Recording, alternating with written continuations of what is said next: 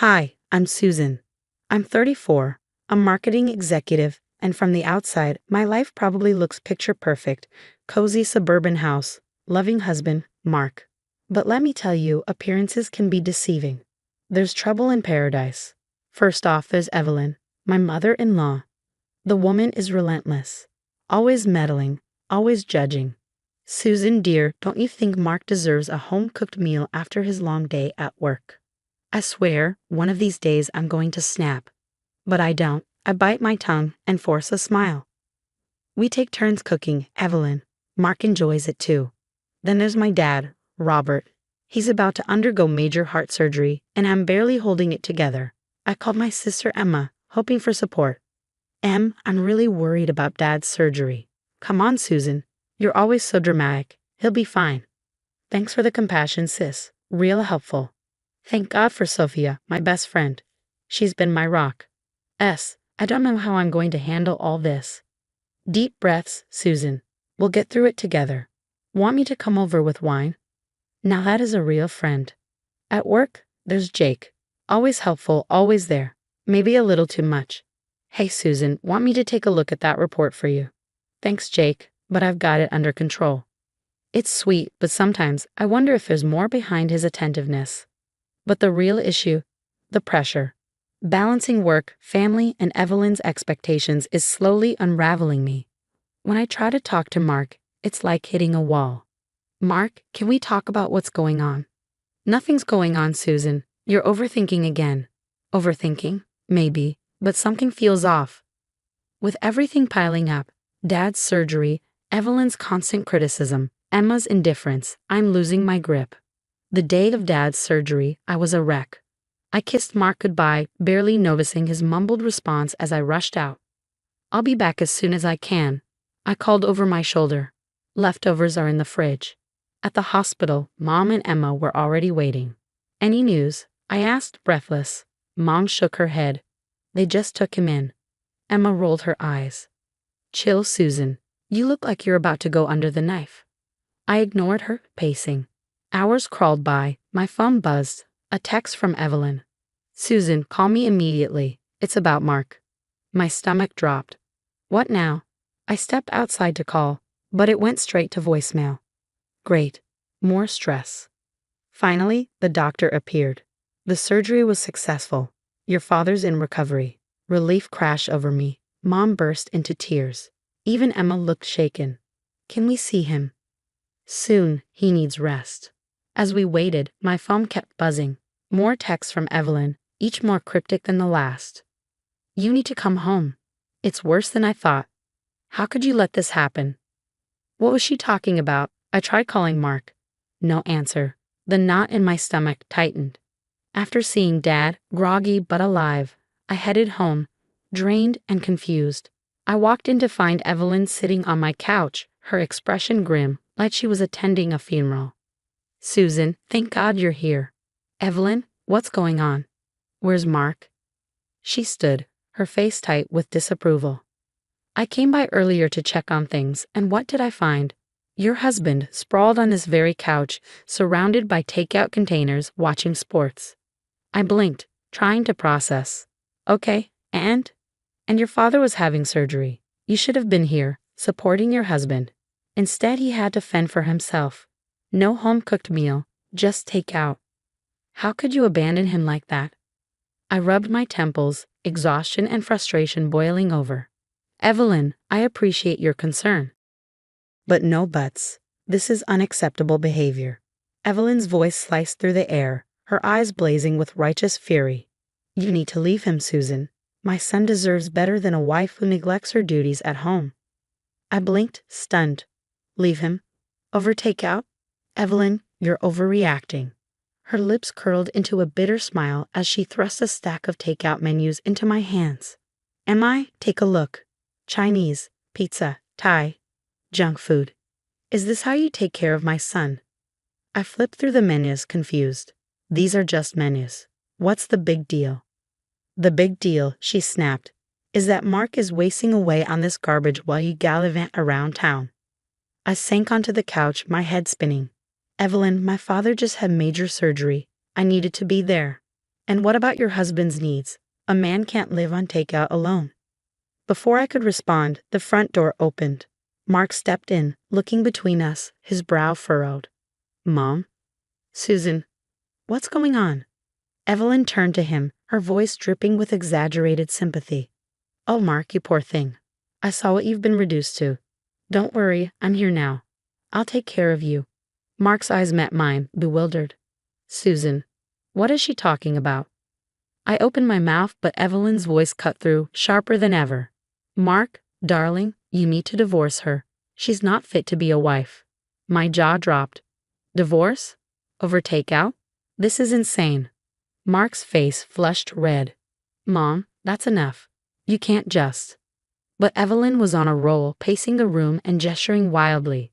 I'll call my lawyer friend. We'll sort this out quickly. You can move back home with me. I'll take care of you properly. I felt like I was trapped in some surreal nightmare. Evelyn, stop. This is our marriage. Our life. You can't just. I can, and I will. She snapped, her eyes blazing. I won't stand by while my son is neglected by some career-obsessed woman who can't even cook a simple meal. Mark stepped between us, his voice cold and firm. Mom, stop. You're way out of line. But she wasn't listening. Her phone was out, fingers flying over the keys. I'm texting the family. They need to know what's happening. The shame of it all. I watched in horror, knowing she was weaving some twisted version of events for everyone. This was spiraling out of control. Evelyn, please. My voice trembled. Let's talk this through rationally. My father just had surgery. She cut me off with a mocking tone. Your father. What about your husband? What about your duties as a wife? You're selfish, Susan. You don't deserve my son. Mark's expression darkened. His patience had snapped. He grabbed her phone from her hands. That's enough, Mom. You need to leave. Now. Evelyn gasped, clutching her chest dramatically. You're choosing her over your own mother. After everything I've done for you. His voice was tight. I'm choosing sanity. Go home. We'll talk when you've calmed down. Mark guided her toward the door as she protested, her voice growing fainter until the door shut behind her. Silence settled over the room. He turned back, looking as shaken as I felt. He sat beside me, taking my hand. Susan, I'm so sorry. I had no idea she'd react like this. Are you okay? I nodded numbly, still processing. Your mom wants you to divorce me over takeout. A hysterical laugh bubbled in my throat. Mark squeezed my hand, steadying me. Hey, look at me. That's not going to happen, okay? We're in this together. As I looked into his eyes, the weight of the day began to lift. Despite everything, Evelyn, the stress, the accusations, Mark and I were a team. We'd weathered this storm together, and we faced whatever came next the same way. As I drifted off to sleep that night, a lingering unease settled in my chest. This wasn't the end, it was just the beginning. Balancing a demanding career, family obligations, and a toxic in-law was never going to be easy. But with Mark by my side, I felt ready to face whatever came next. The weeks following Evelyn's dramatic outbursts were tense. She bombarded us with calls, texts, and even unannounced visits, but Mark and I stood firm, presenting a united front. Her unreasonable demands grew louder, but so did our resolve. Then came the family gathering. Evelyn had orchestrated what she called a marriage intervention. She convinced Mark's siblings and their spouses to gather under the guise of concern, ready to fix our marriage. But Evelyn was about to realize that this intervention wouldn't go as planned. We sat in Mark's sister Sarah's living room, the air thick with tension. Evelyn, seated at the center like a general leading her troops, cleared her throat dramatically. We're all here because we're worried about Mark, she began, her voice dripping with false sympathy. Susan has been neglecting her wifely duties, leaving my poor son to fend for himself with takeout while she gallivants around town. Mark tensed beside me, but before he could respond, his brother Tom spoke up, his tone sharp. Mom, are you seriously still on about this? It was one day. Susan's dad was having surgery. Evelyn faltered, clearly not expecting pushback.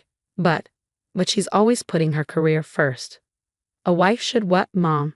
Sarah interjected. Be chained to the kitchen? It's the 21st century. Greg and I both work, and we share household duties. One by one, Mark's siblings chimed in, sharing their own experiences, stories of balancing careers, marriage, and family with mutual respect and support. Evelyn's face reddened with each comment. "But that's not how I raised you," she finally blurted. "A woman's place is." "A woman's place is wherever she chooses," I said, my voice calm but resolute. "Mark and I are partners. We support each other's careers and share responsibilities. That's what makes our marriage strong." Mark squeezed my hand, his eyes unwavering as he addressed the room. "Mom, I love you, but your behavior has been unacceptable. Susan is my wife, and I stand by her. If you can't respect our marriage and our choices, we'll have to limit our contact with you." The room fell silent. Evelyn's eyes darted around, searching for support, but there was none. Her lower lip trembled. "I just wanted what's best for you," she whispered. Sarah moved to sit beside her. "We know, Mom. But you need to understand that times have changed. What worked for you and Dad might not work for us. And that's okay."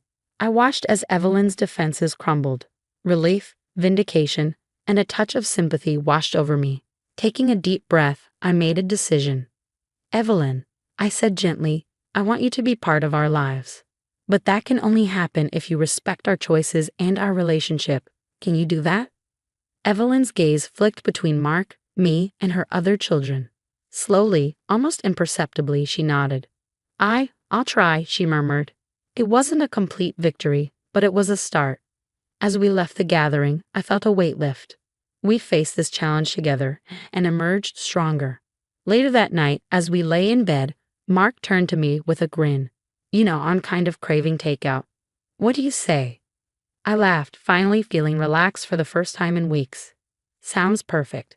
But let's not tell your mom." How would you handle a situation like this with a difficult in-law? Do you think Susan and Mark made the right choice by standing their ground? Share your thoughts below.